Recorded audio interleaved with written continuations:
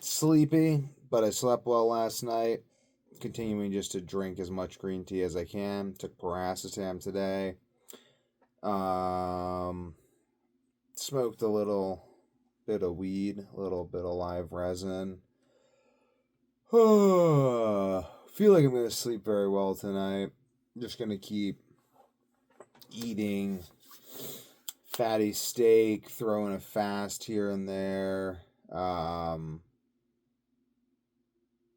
Clock in plenty of time without smoking weed. I want to go weeks without smoking weed, like 2 weeks off, smoke weed for a day or two, just to stimulate my endocannabinoid system. So I keep sleeping well, but I also partially just feel like this is just adherence to the lion diet long term. And as I just continue to stick to the lion diet, I will heal my body and mind. And that what's really helping is periodic fasting. I've stopped supplementing vitamin D. And I'm still sleeping well, but we'll see how long that lasts because I've been going outside and I took fish eggs and raw liver yesterday. Slept well yesterday. I just went through my old journals, looking at my old jiu-jitsu notes, and I really want to systematize jiu-jitsu into a real series of principles that relate to setup, isolation, pins,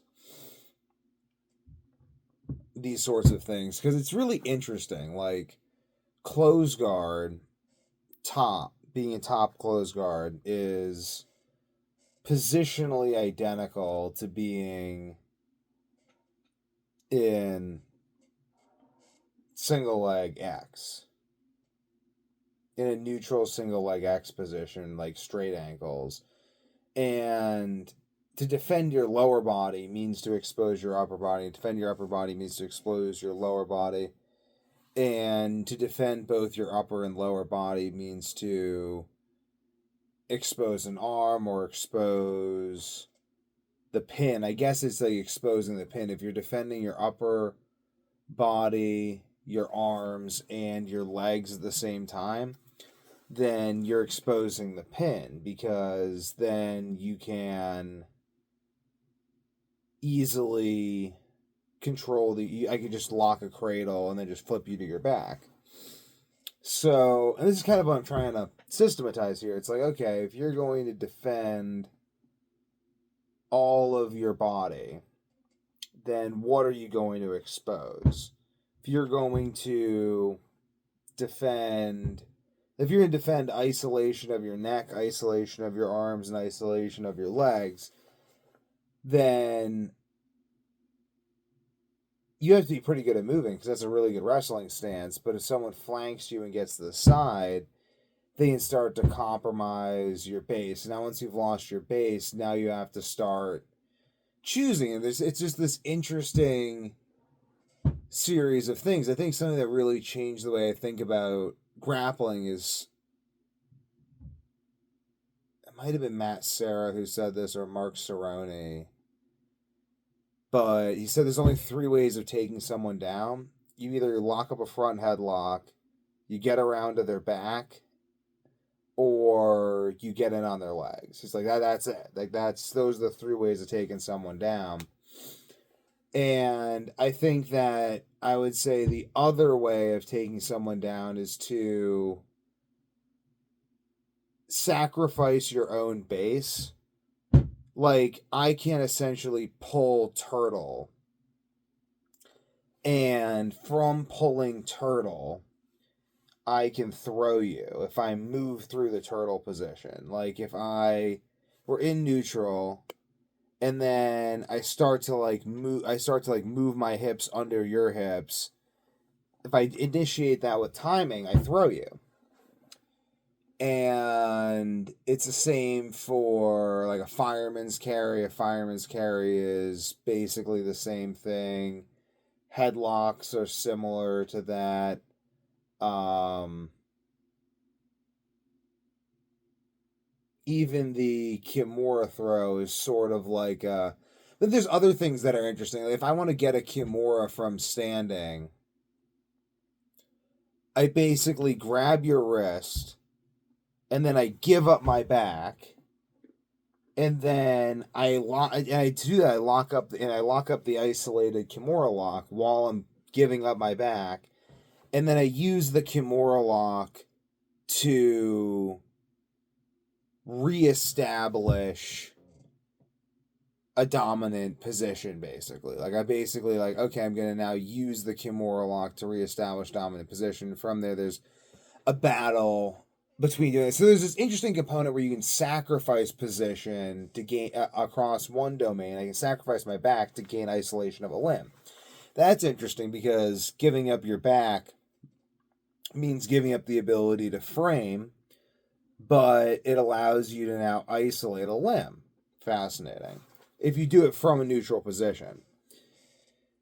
Similarly, if I am in the turtle position and someone starts locking up a choke on my neck, I can pin myself, and I can escape the guillotine by pinning myself. I can escape or there's another component of, like, you need to have an off-balanced opponent to submit them. Because if I'm perfectly balanced, so even if my limbs are all spread out, if I'm perfectly extended and you start locking up an arm bar on this arm, I can spin and I can bridge over onto that arm. So you have to kind of, and by moving my whole body, I can change the angle of the arm bar and make it not work. So you have to isolate my limb from the rest of my body movement wise, which is interesting. You have to really, like, it's almost like I'm imagining like a vector. Like there's a force vector and I'm kind of chasing this force vector, which is like my overall movement, his overall movement. And if I can catch a limb and isolate that limb outside the person's center of gravity force vector, then they're off balance, Kazushi is achieved, and I can submit this person. If they're not off balance, then, like, I guess essentially having an off balance opponent means infinite free moves as long as they keep you off balance. And pinning your opponent is sort of like the ultimate definition of off balance. So, but I can pin myself in order to escape a previous move. Like if I'm I can also like pin myself, like let's say someone's working to take me down and I then pin myself by pulling guard, and then I initiate a bunch of stuff from guard. I can move through that low energy state faster. Like really being pinned is like a very low energy state. Someone having your back is a low energy state. Submissions are like guards. Like the armbar is really just a very progressed form of guard, of close guard. It's ultimately what the armbar is. The armbar is a progressed form of close guard. Half guard is interesting because there's a lot of like back takes from half guard and leg locks that suggest that they're really the same position or based on the same positional principles. And I want to just document this out. Like be like, okay, I'm in this position. What's available to me from this position? Do I attack? If I attack the neck, then the hands, then the hips, in what order do those set each other up? In what order does an attack to control like the hips with my hips, the hands with my hips, the head with my hips, the head with my hands, the head with my head? How do all of these work? Like what's the connection between, because I have this feeling that like I can threaten a guillotine, like an arm triangle, and then you bring your arm up and then I throw my arm under and now I pin that arm and I start walking up to the arm triangle, and as you pull your arm down, then I kind of work to the arm bar, and you pull your arm in, and then arm triangle, and like alternating, like understanding these positions. I went through my old jiu-jitsu notes, and I couldn't really find the notes that I was looking for. Though I did find some interesting notes on hips, grips, trips, and rips, which are all essential movements for grappling that are mimicked in other athletic endeavors like weightlifting.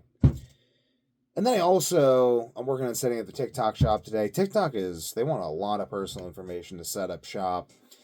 And beyond focusing on getting TikTok up today, I'm really just thinking about communication as a whole, business as a whole, releasing information as a whole, like this whole business of releasing information. How does it work? The more I do it, the less I kind of understand it, but the more of a following I have. It's fascinating. Like I started off, I guess, with Twitter at a young age, and I had this thought today that like if I didn't have a YouTube channel, I would like what makes people have YouTube channels, and I think it's really having a lot to say. Like if I didn't have some avenue in which to put out what I have to say, I feel like I would suffer for it. Like if you do not bring forth that which is within you, then that which is within you will destroy you. So it's really just more me expressing myself for the sake of my own soul than it is anything else. And yeah, I really want to try to document out jiu-jitsu that way. And I can verify that I've done it successfully by implementing it successfully in tournaments and using it to predict how matches are going to go. Because, like, I feel like there's just gotta be a pretty basic way of doing it. It's like, let's say, like, I'm in top side control. It's like, what's the first thing I'm going to try to attack from top side control? And it's like, well, mount, because mount's the easiest thing to attack. So if nothing's hanging, I'm going to attack mount.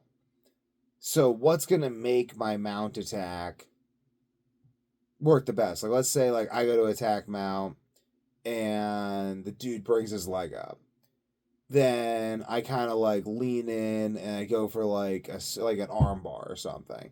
So, like, how do I characterize a mount attack? Like, a mount attack is sort of like I already have an isolation of the upper body from a pinning position, and I'm now going to attack his hips with my hips to pin his hips, because your hips aren't really pinned from side control. Your upper body is pinned.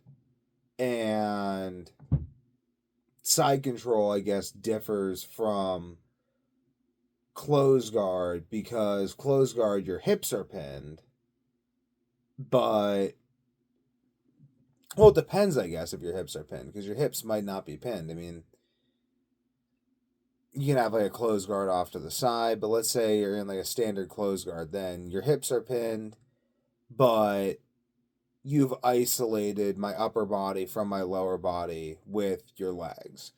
So if I then break that isolation with a body lock by directly attacking your hips with your hips with an upper body isolation of your hips, and then I build posture in my hips, then that breaks the lock on your hips, and then I'm free to transition to an upper body pin that provides my hips with mobility relative to your hips, which then allows me to attack all sorts of upper body submissions because I have now submitted your upper body. If you start trying to then bring your lower body into play to defend that, I can then attack your lower body with a series of leg locks, and I can then use leg entanglements to expose your back, and then I can attack your back, and from your back I have access to every other position, from every other position, I have to attack your neck to expose your arm. From the back, I can attack your neck to expose your neck from another angle. I think that it's probably similar with north-south. Like, as I'm transitioning, and then as you transition between the upper body pins, the best way to probably do it is by attacking the neck every time. If I can't get mount, I transition to knee on belly, so I'm really building hip posture again, which enables me to have more potential energy to go for arm bars, to react, to also put further isolation on and some sort of pinning pressure on your hips. Like, there's a system to this. It's like once I get side control, once I get like half guard,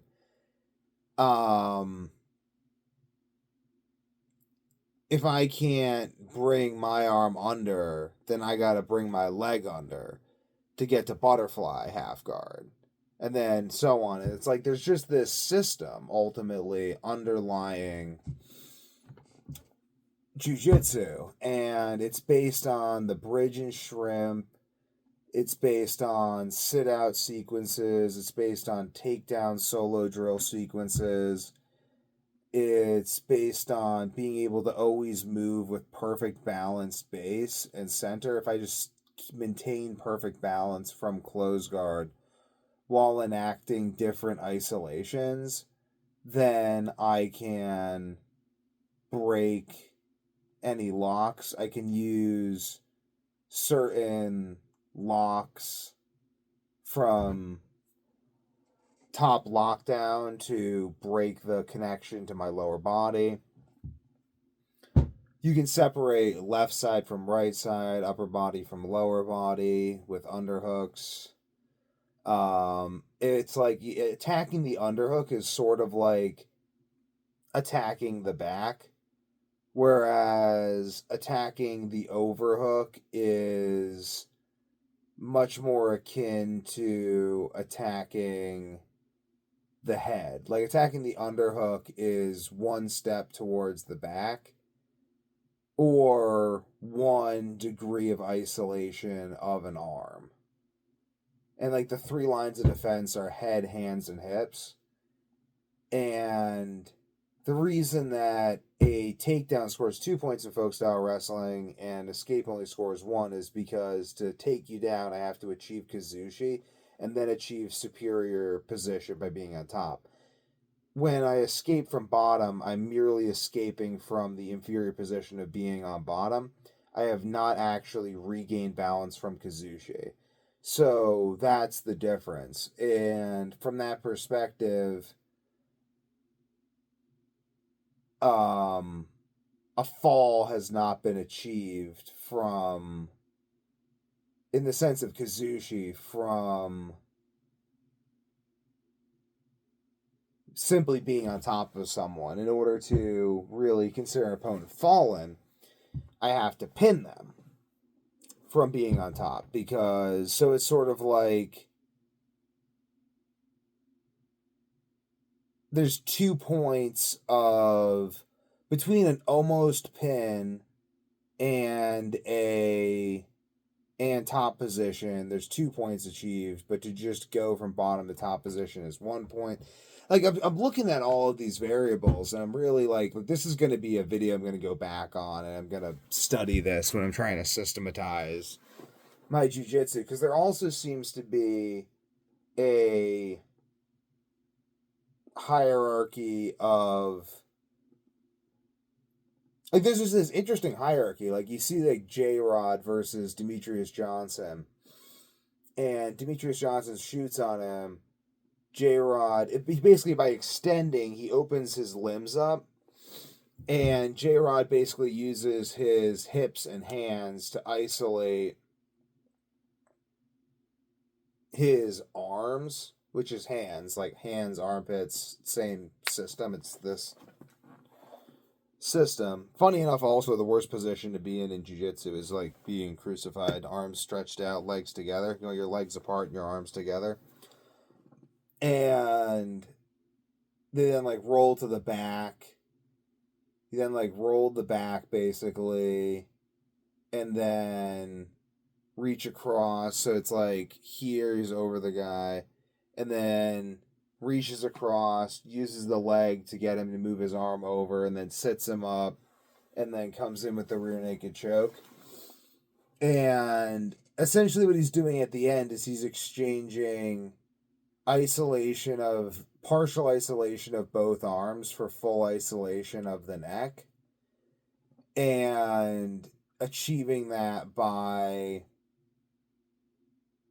essentially transitioning through these roll through positions. So understanding this helps because you can know what to attack. Like if I'm going to shoot a double on someone, I'm not going to let that person sprawl me out. I'm not going to even let that person take top in any meaningful way. I'm not going to extend at all. I'm going to use the double leg as a position I'm transitioning through. Like, you're going to have to force me to finish the double. I'm just going to shoot the double to go from an upper body to a lower body to then taking your back from the double leg to then running the same sequence where I then basically try to like put my weight on you, and then when you resist that, pick you up, so eventually then put your weight on me, drop you down. Like there's this whole thing, and I want to illustrate this all out. This is really like taking up a lot of my thought process when I'm on the toilet. And it's very interesting. I'm trying to think of anything else I can put in this video so I can go back and I can look at it. Like 3/4 of everything from guard could be replaced by get in on a single leg and be good at finishing it. Single legs can be exchanged for single leg X. Can be used to sit your opponent's weight back on his butt to then hit a double leg. Fascinating. So in that way, the double leg is equivalent to single leg X, which is equivalent to close guard. Close guard, you have one person pinned, the other person has their upper body isolated from their lower body by the legs. If I have mount without the underhook, I can force an overhook and then spin to a front headlock position. Forcing single legs in Jiu-Jitsu without Kazushi leads to crucifixes. Use the arm drag from everywhere. It's the most useful takedown. But the arm drag is basically a 2-on-1 isolation of the arm being exchanged for control over the back or leg. And then as they go to defend the back or leg, you could snap them down to a front headlock.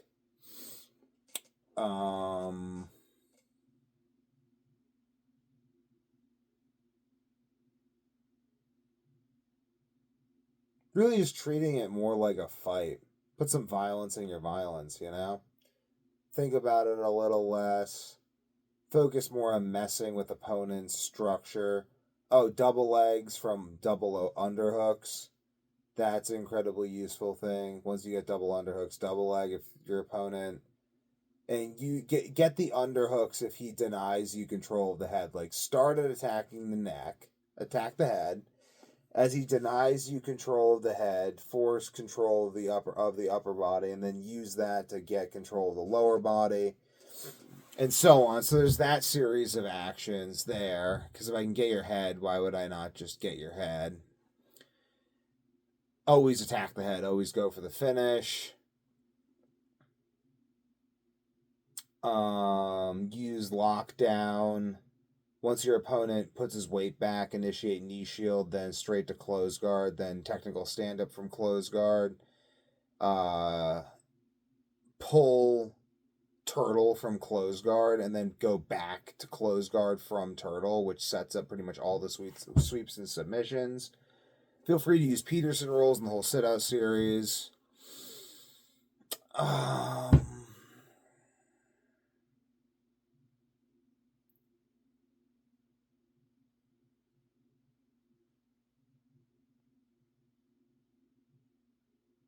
Always be attacking a submission and realize your opponent can't defend his upper body, lower body, neck, and back at the same time.